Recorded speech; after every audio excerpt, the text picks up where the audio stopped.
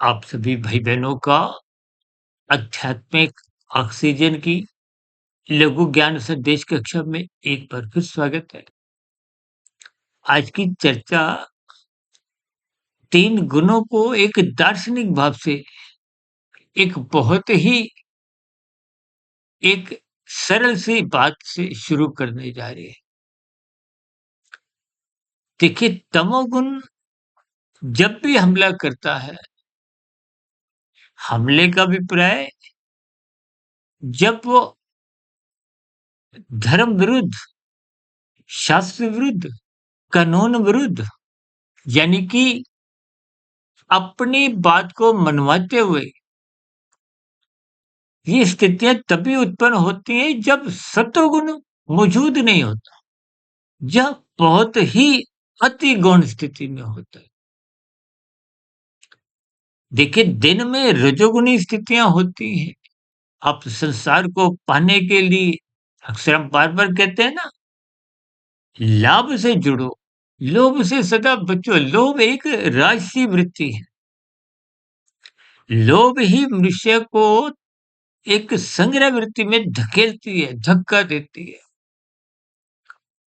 और संग्रह वृत्ति एक तामसी स्थिति है। और ये जो तमोगुण है, जब रजोगुण के साथ एक सुरक्षा के रूप में सत्वगुण खड़ा होता है। सत्वगुण का अभिप्राय ज्ञान से है और प्रकाश से। अब प्रकाश के सामने तो अंधकार जा ही नहीं सकता है ना। यानी कि तमोगुण जिसको अज्ञानता से और अंधकार से जोड़ा गया। अब अंधकार तो कभी प्रकाश के सामने जा ही नहीं सकता।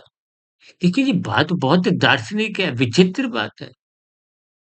यानी कि जब आप अपने जीवन में सत्वगुण का दामन पकड़े रखोगे, इसलिए शास्त्र बार-बार कहते हैं, सत्संग करो, यानी कि सात्विक स्थिति बनाओ।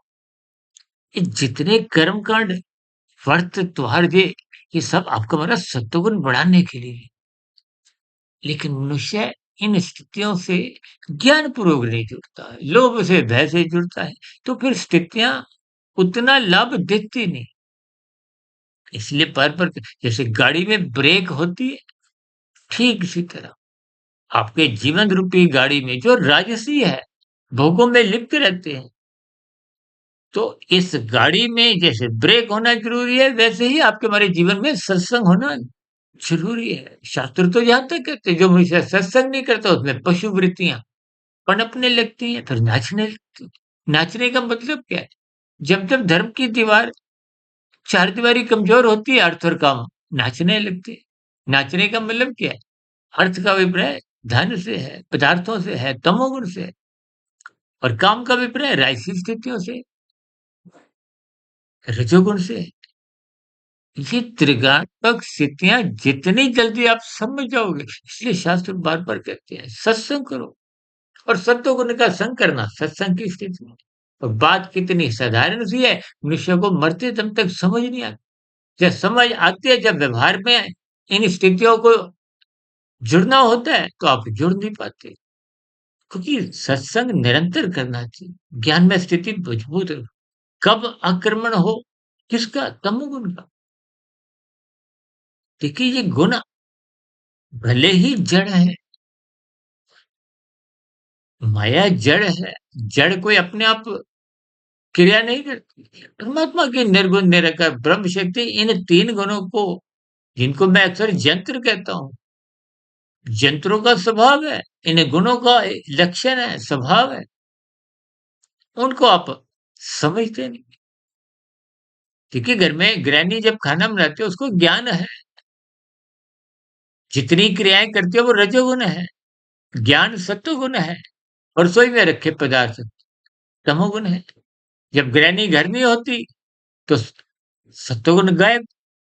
अब बचा क्या? रजोगुण और तमोगुण। पदार्थ तो रसोई में रखे हैं, आप श्रम करते हो, क्रियाएँ करते हो, खाना फिर जल जाता है, अधपका बनता है।